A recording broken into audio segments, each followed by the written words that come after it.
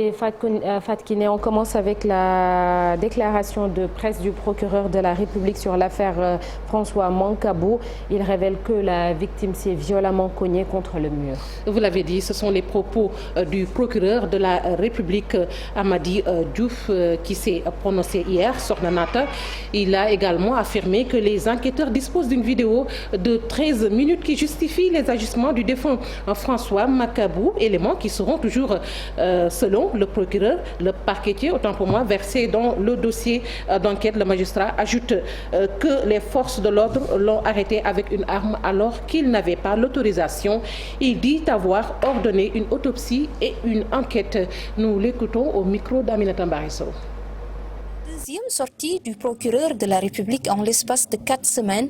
Cette fois-ci, Amady Diouf se prononce sur les circonstances qui auraient causé la mort de François Mancabou. Selon les renseignements reçus, en effet, que l'enquête aura naturellement à charge d'élucider, le susnommé, contrairement aux autres inculpés qui avaient gardé le calme et la sérénité durant toute la phase de garde à vue, le susnommé, disais-je, a, pour ce qui le concerne, violemment cogné le mur et les grilles de la cellule de rétention sans que l'on sache réellement ses motivations profondes.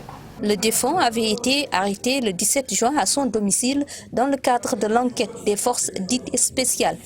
J'ai donné des instructions à la division des investigations criminelles d'ouvrir instamment une enquête diligente, exhaustive et rigoureuse sous mon autorité directe, afin de déterminer les causes et circonstances exactes du décès. D'après toujours le procureur de la République, des vidéos de l'enquête à la sûreté urbaine sont disponibles. Ces vidéos seront d'ailleurs jointes au dossier qui sera désormais confié à la division des investigations criminelles. Les enquêteurs disposent d'images vidéo de 13 minutes qui seront versées dans la procédure. Je voudrais dire en d'autres termes que tous les incidents qui ont pu déboucher sur cette issue fatale, des vidéos et des images vidéo sont détenues actuellement par les enquêteurs, lesquelles images seront versées dans le cadre de l'enquête qui sera conduite. Une mort de plus qui suscite inquiétude, telle qu'Amnesty International, qui veut que cette affaire soit tirée au clair. Un reportage d'Aminata Mbarisso, une mort de plus qui fait jaser. François Mancabou est décédé la nuit dernière suite à des services corporels. Selon son avocat, Maître Amadou Diallo exige la lumière sur cette affaire. Écoutons plutôt l'avocat. Il est au micro d'Habib Faye.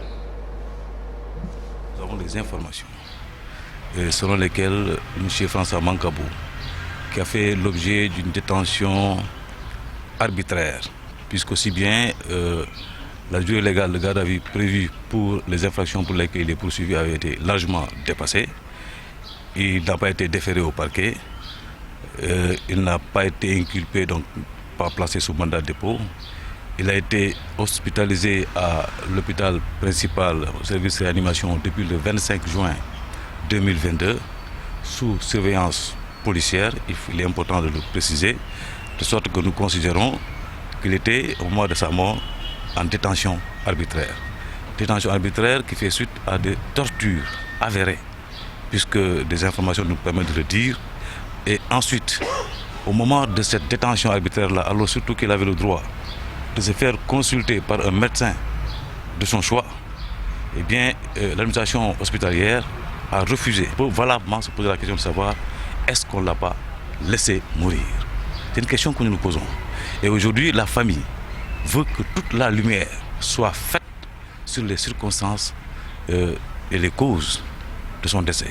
Pour cela, nous exigeons des autorités judiciaires. Je parle d'autorités judiciaires parce que personnellement aujourd'hui, au regard de sa situation légale, je ne sais pas laquelle doit prendre les décisions pour cela, qu'une autopsie soit ordonnée avec un expert indépendant, neutre et ayant toutes les compétences requises pour pouvoir procéder à l'autopsie afin de connaître exactement les raisons pour lesquelles François est mort. Alors surtout que nous savons, nous, de notre côté, qu'il est mort des suites des tortures dont il a été victime. Voilà, François Mancabou, donc décédé la nuit dernière suite à des sévices corporels. Après plusieurs renvois, le procès de l'affaire des nourrissons morts brûlés dans l'incendie de l'hôpital Magatte Lô s'est tenu hier au tribunal de grande instance de Louga.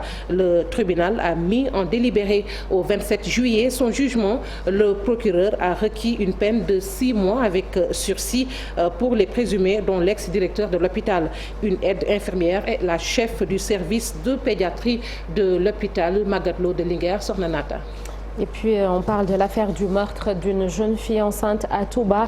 Le présumé coupable Abdourahmane Baké placé sous mandat de dépôt. Fatkine. Voilà, il a été placé sous mandat de dépôt hier. L'adolescent âgé de 17 ans est poursuivi pour assassinat et acte de barbarie sur sa petite amie Ndeye Diop qui portait une grossesse au moment du drame. Et puis la sentence qui est tombée dans l'affaire Safinatoul Amon également. Le tribunal de grande instance de Diourbel a vidé le dossier des 7 agents de cette structure chargée de veiller au respect des interdits à Touba.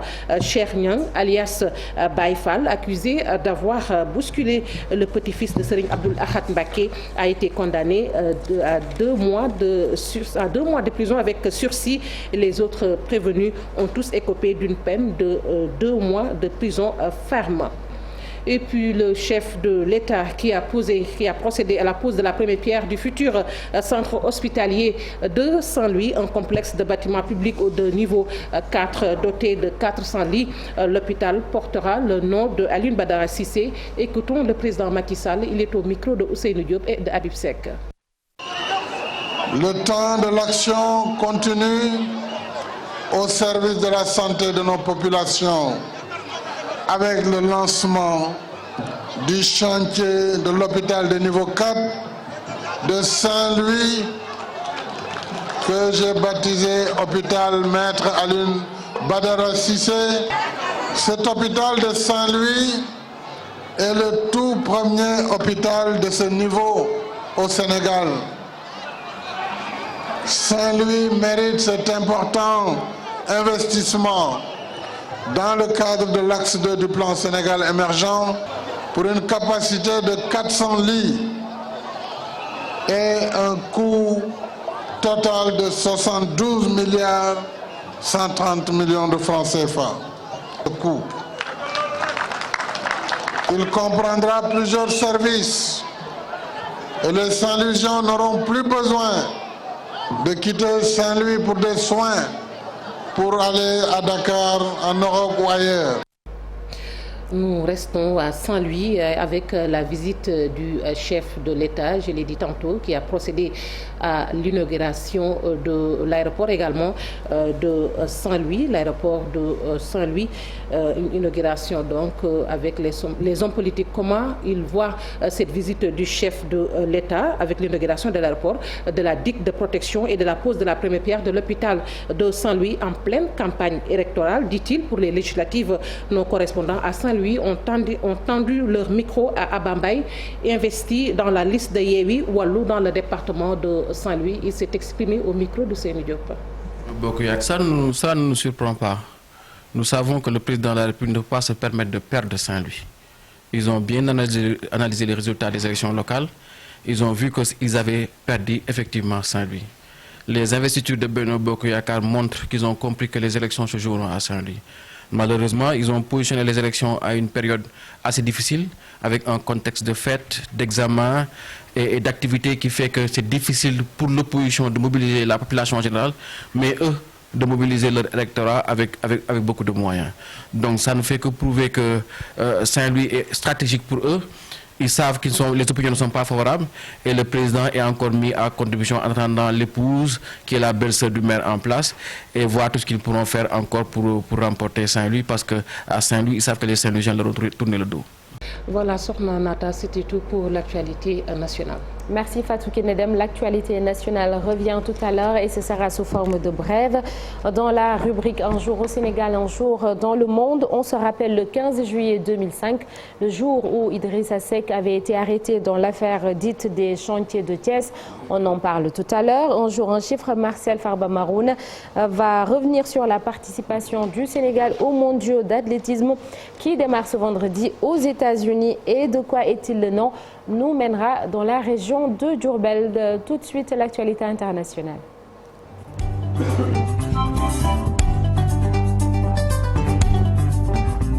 L'actualité internationale, on démarre par nos voisins de la Gambie. Nos voisins de la Gambie, exactement, où 5 personnes, dont l'ancien directeur de l'Agence nationale des renseignements, ont été condamnées à mort par la justice pour le meurtre de l'opposant Solo Sendeng. Les faits remontent à avril 2016. Solo Sendeng, le leader du Parti démocratique unifié, manifestait aux côtés d'autres formations pour réclamer des réformes politiques. Le rassemblement est durement réprimé. Cette figure de l'opposition est arrêtée et tabassée à mort dans les locaux de la NIA, l'Agence nationale des renseignements. Son décès provoque alors plusieurs mouvements de protestation, eux-mêmes réprimés par la police. Il faut attendre l'arrivée d'un nouveau régime pour avoir l'ouverture d'un procès en 2017 par la Haute Cour de justice.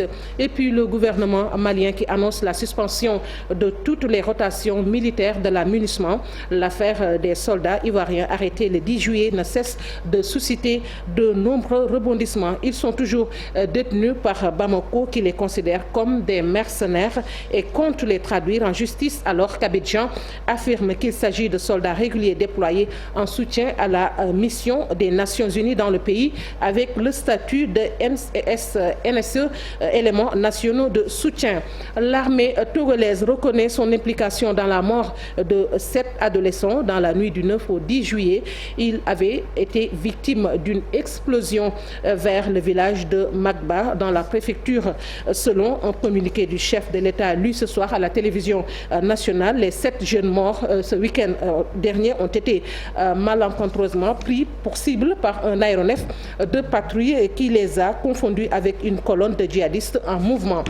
Et puis en Côte d'Ivoire, où le président Alassane Ouattara a reçu hier, 14 juillet, ses 2 prédécesseurs, Laurent Gbagbo et Henri Konan Bédié, les ténors indétrônables de la scène politique ivoirienne, se sont entretenus pour la première fois depuis 12 ans.